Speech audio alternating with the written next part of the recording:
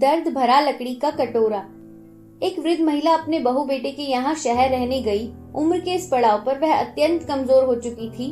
उसके हाथ कांपते थे और दिखाई भी कम देता था। वो एक छोटे से घर में रहते थे। पूरा परिवार और उसका 4 वर्षीय पोता एक साथ डिनर टेबल पर खाना खाते थे, लेकिन वृद्ध होने के कारण उस महिला को खाने में बड़ी दिक्कत होती थी।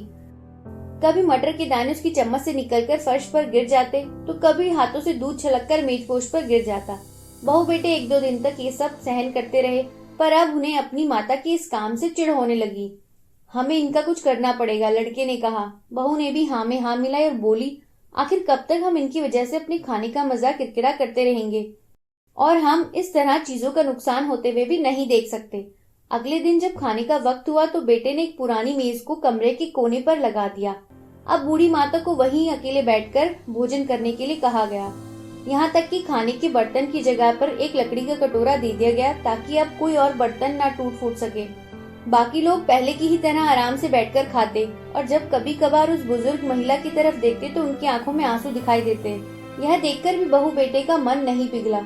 वो उनकी छोटी छोटी गलतियों पर उन्हें ढेर सारी बातें सुना देते। वहाँ बैठा बालक भी यह सब बड़े ध्यान से देखता रहता और अपने में मस्त रहता।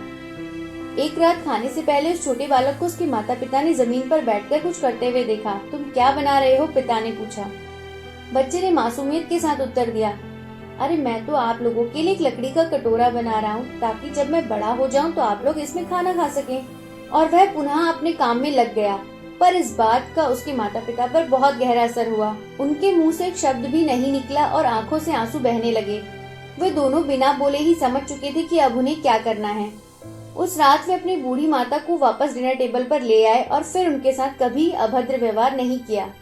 दोस्तों, हम अक्सर अपने बच्चों को नैतिक शिक्षा या मोरल वैल्यूज देने की बात करते हैं, पर असल शिक्षा शब्दों में नहीं, हमारे कर्मों में छुपी होती है। अगर हम बच्चों को बस ये उपदेश देते रहेंगे कि बड़ों का आदर करो, सम्मान करो, और खुद उसके उल्टा व्यवहार करते हैं, तो बच्चे भी ऐसा ही करना सीखते हैं।